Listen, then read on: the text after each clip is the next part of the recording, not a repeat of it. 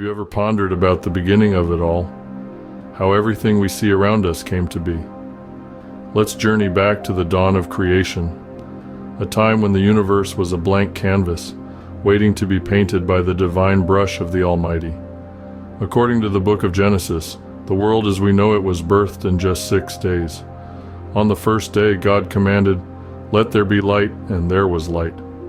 This was not the sun or the stars, but a special divine light that separated day from night. On the second day, God created the firmament, an expanse to separate the waters above from the waters below. On the third day, dry land emerged from the waters, and God called it earth.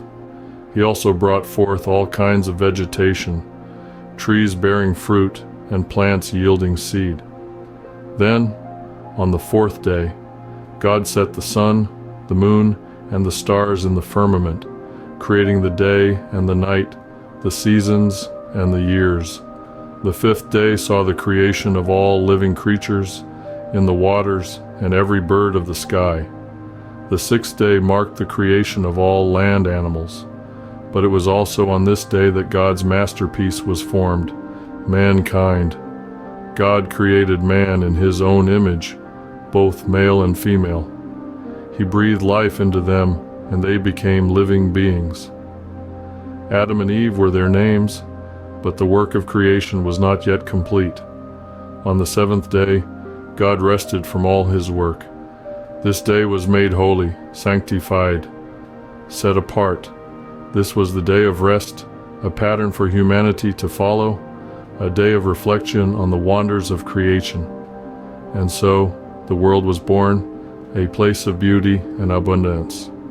In the midst of this splendor was a paradise, the Garden of Eden, where Adam and Eve lived in harmony. They had everything they needed, and they walked with God in the cool of the day.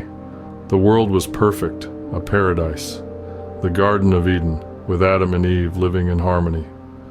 The dawn of creation was a time of peace, a time of beginnings. But as we know, this tranquility would not last forever. But mankind, seduced by curiosity, succumbed to temptation. In the lush and serene Garden of Eden, the serpent, sly and cunning, slithered its way onto the scene.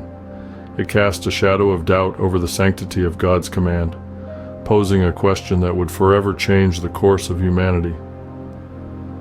"Did God really say you must not eat from any tree in the garden?" it asked, its voice a whispering wind in the leaves. Eve, innocent and unsuspecting, found herself ensnared in the serpent's web of deceit. She clarified that only one tree was forbidden, the tree of the knowledge of good and evil. To eat its fruit was a commandment broken, a sin against their Creator, but the serpent was persuasive, promising Eve not death but enlightenment. "Your eyes will be opened," it said, "and you will be like God, knowing good and evil." Torn between obedience and the allure of the unknown, Eve made a choice that would echo down the ages. She reached out and plucked the forbidden fruit, its surface cool and smooth in her hand. And as she took a bite, the sweetness of knowledge was tainted by the bitterness of disobedience. Adam, standing alongside her, shared in the forbidden feast, and together they became aware of their nakedness, their innocence lost. Their disobedience had consequences.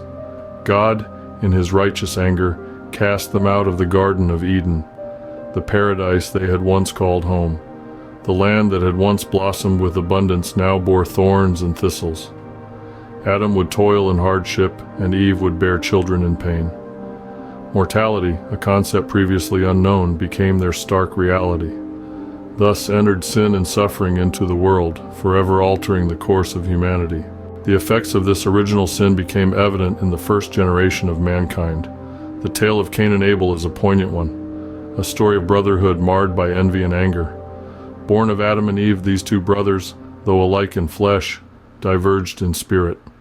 Cain, the tiller of the ground, and Abel, the shepherd, both offered sacrifices to God. But God found favor in Abel's offering, a gesture which stirred a bitter jealousy within Cain. Misguided by this jealousy, Cain chose a path of darkness, making a decision that would forever change the course of their lives. He lured his brother into the field and committed the unthinkable. He killed Abel, his own flesh and blood. This was the first murder, a chilling testament to the depths to which sin could lead. From this point on, the world was no longer the same. Sin had taken root. As humanity strayed further from righteousness, God decided to cleanse the world. A lineage of faith, however, remained intact, leading to a man named Noah. Noah was a beacon of virtue in a world consumed by wickedness, a man who walked faithfully with God. God, in his divine wisdom and justice, chose to purify the world. He decided to send a great flood, a deluge, that would wash away the corruption that had seeped into every corner of the earth. But Noah found favor in God's eyes. To him, God revealed his plan and gave him a monumental task. Noah was to build an ark, a vessel that would carry his family and pairs of every living creature into a new world. Under God's guidance, Noah built the ark. It was a colossal structure, a testament to Noah's faith and obedience. With his family and the animals safely aboard, the heavens opened, and rain fell upon the earth for 40 days and 40 nights. The world as they knew it was submerged beneath the waters, but Noah, his family, and the animals remained safe inside the ark. As the floodwaters receded, a new world emerged. God, seeing Noah's faithfulness, made a covenant with him. This covenant was not only with Noah, but with all living creatures. God promised never to destroy the earth by a flood again. As a sign of this everlasting covenant, God set a rainbow in the sky. Every time the rainbow appears, it serves as a reminder of God's promise and his mercy. Thus, a new chapter began with a promise from God, sealed by a rainbow.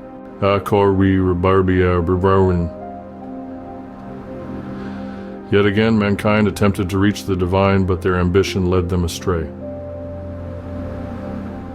In the plains of Shinar, humanity hatched a plan to construct a tower, a monument so grand it would reach the heavens. United in purpose, they began to erect the Tower of Babel, a testament to their collective strength and shared aspiration. However, their audacious endeavor to reach the divine realm did not go unnoticed. God saw their ambition, their desire to ascend to his level, and he found it disconcerting, for it was a testament to man's pride rather than his piety. In response, God decided to introduce a fundamental change. He confused their language, rendering them unable to comprehend one another. The once unified mankind was now divided, their shared language replaced by a cacophony of tongues.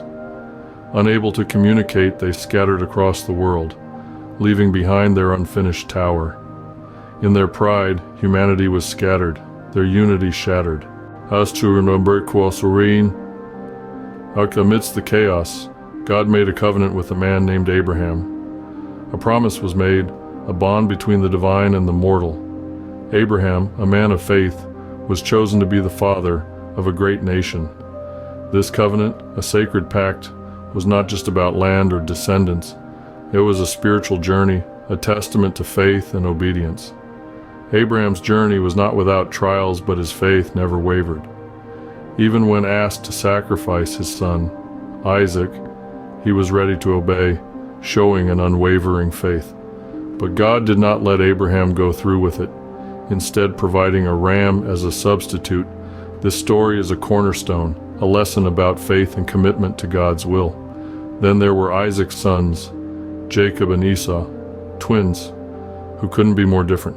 Esau, the elder, was a hunter, while Jacob was a quiet man. A tale of deception unfolded as Jacob, with his mother's help, tricked his father, Isaac, into giving him the blessing meant for Esau. This action set in motion a series of events that would shape the future of the tribes of Israel. Jacob, later known as Israel, had 12 sons, the patriarchs of the 12 tribes of Israel. But it was Joseph, his favorite, who had a destiny unlike his brothers. Sold into slavery by his jealous siblings, Joseph's story is one of resilience. Despite his hardships, he rose to power in Egypt, becoming a trusted advisor to the Pharaoh. As famine struck the land, it was Joseph who saved not only Egypt, but also his family. He welcomed his brothers, the very ones who sold him into slavery and their families into Egypt, forgiving them and providing for them. And thus, the stage was set for the next chapter in the grand narrative of the Bible, a testament to faith, resilience, and divine providence.